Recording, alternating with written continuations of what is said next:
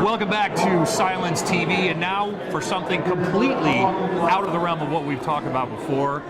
Jim Shields, you are the founder, the boss, the main man at Twist and Shout Media, which is doing some pretty amazing things, some very, very different things. Right. Tell us the story of the stories you tell. Oh wow, okay, so our big mission in life is to engage employees about their responsibilities with respect to information security. And, you know, rumor has it that a lot of compliance training is a little dull. I mean, I know, shocker, right? So what happens is they'll go through it and they hate you, but they'll do it. Well, and they're kind of unintentionally hilarious, right? I mean, you're watching, you're laughing, but you're not really learning. No, you're laughing at it, not with it, yeah. So the idea is that we produce the world's first sitcom about information security, which we believe is genuinely funny in its own right.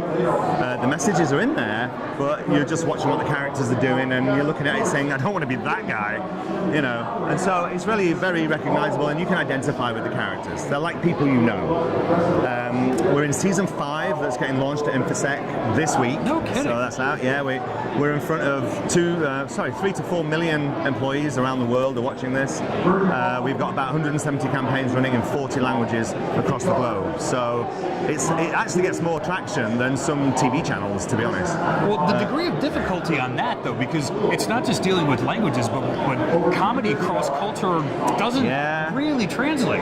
Well, we've done a lot of research, and I don't know if you know this, but Friends went into like 117 countries, largely unedited. And the reason it did well was because there was a clear set of characters.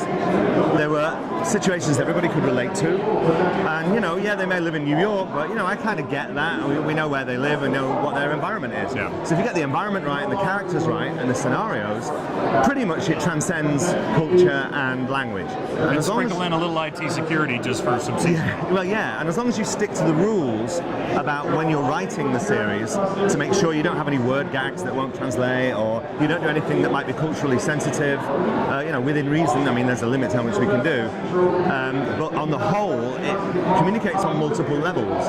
So it's funny, but also there's very clear takeaways at the end of every episode. There's bullet points that say, don't do this or do this, right? Very clear.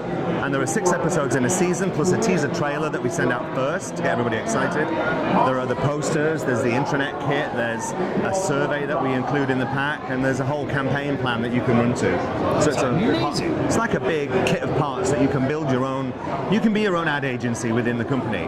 Now, most security people don't think in those terms like a marketer would. Right. They think like a trainer, which is about the dissemination of information.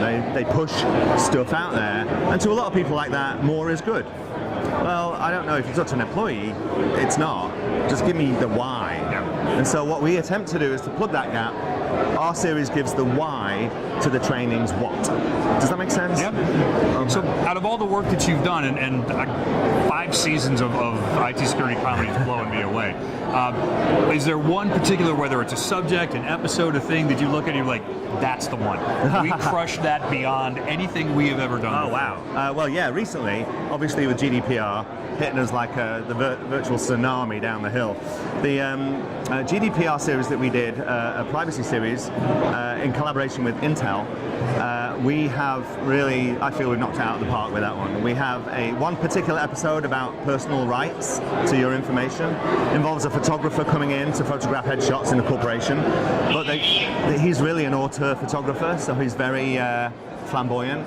And you put that in the middle of a corporate environment, it's hilarious. Nice. And he did an hour's worth of improv to give us our 3 minutes worth of gold. And he was drenched at the end of it, but he's a star. Oh, now that's the episode to look out for. That's the Restricted Intelligence, which is the name of the series, Privacy Edition. So there's a whole series just around privacy, or is it privacy or is it privacy? Well, in Cleveland, American, in the States, yeah, it's privacy. Yeah, I think privacy sounds cool. Privacy's over here because obviously we know how to use the language. I'm only kidding, I'm kidding. No, but the 2 countries divided by a common language. By a common language. So the idea is that that whole, there's somewhere to go with each series. And what happens is, usually people run season 1 to see whether it's culturally a good fit. And then on the whole, they get feedback from employees and they're like, we're off and running now, we can't stop this. and then so happily we'll be there to give them season 2 whenever they're ready. Amazing. Is there any subject that you've tried and you're just like it's just too weird, it's just too boring? Nobody can make that This funny. is a nut that really everybody wants to crack right now. We specialize in comedy, and we have not yet, and we're working on it really hard, we have not yet worked out the magic formula to deal with harassment at work. Yeah, right? So that harassment joke just not quite landing. It's not really, no, and it's not funny. It's not funny. It's personal and it's dangerous and it's difficult. But I'm a true believer that with context, you can make it land as a story. It can be funny without being disrespectful. Yes, agreed. And there's a way, and it's finding that knife edge, and we're working on it right now. There's a lot of training out there that doesn't know what it is. We've done the research. Nobody knows what their policy is on harassment. They talk in very high-level concepts like everybody should be free to do their work unharassed. Well, what does that mean? If you're trying to be specific, we need to see behaviors. Yeah. So we're working on that at the moment, and we'll let you know when we have something. But we're not going to stop until we get there. So. Well, and that's got to be the one that has the most unintentional comedy. When you're doing your required trainings, all you're doing is laughing. Well, it's almost like sex ed at school. I mean, how many giggles at the back of the class? I right? almost giggled right now. There you when go. You said it. Yeah, exactly. So it's got that. It's both important and respectful, but also a very delicate thing. You've got to do it intelligently. You can't patronise. We're not going to be about to be making a cartoon about this. Let's put it that way. Right. And if you nail it, it's the greatest ever. If you don't, it is the Well, worst. it won't go anywhere until we do. So we will road test this with focus groups and make sure we're fit for purpose before we launch. Well, I think we're a good year or so off that yet. So any subjects that you haven't done yet that you look as like that's the next one? We know we're going to kill. Yeah, a couple of things. PCI compliance, personal credit information. Always hilarious. Yeah, I know, right? Because the retail industry has a very transient workforce. Sometimes they'll come in for 3 months or 6 months, work over the summer or Christmas. Yeah. They'll come and go. So you need something quick for a young mobile workforce. And I think the retail industry is ready for a comedy series set in a store about credit card information. Another one would be the legal industry because, again, there's a rumor that lawyers are boring. I don't think so. I think they're fascinating people. David E. Kelly made a career out of it. There you go. And so we have to look at what the law industry wants because they still have fax machines.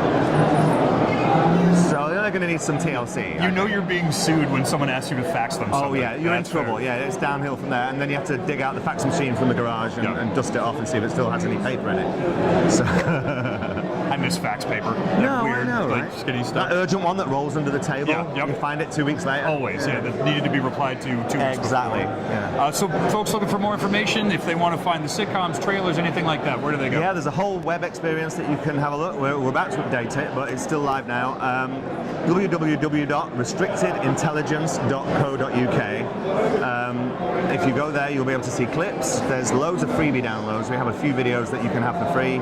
There's also a series for mums and dads to know how to make their home safe for children with Google and Facebook and all of that good stuff. So that's free. You can have that. So yeah, plenty of goodies to be had on restrictedintelligence.co.uk. And if they're looking for you, LinkedIn, Twitter, social. Yeah, I'm all over it. I'm Jim Shout on Twitter, at Jim Shout. On LinkedIn, my profile is on there. Hit me up and I'll send you some goodies. This is exactly what we need to do. We need to make the world funnier so you can understand what's happening. Yes, because you'll watch that. Exactly. I can't guarantee everything you're going to find on Cylance Inc. and Cylance Insider on Twitter is funny, but we're going to try. Also, the regular website, threatvector.cylance.com. I am Matt Stevenson. You can find me at PacMatt73. I try to be funny. I hope that I can. He's hilarious. He should have his own show. Oh, wait.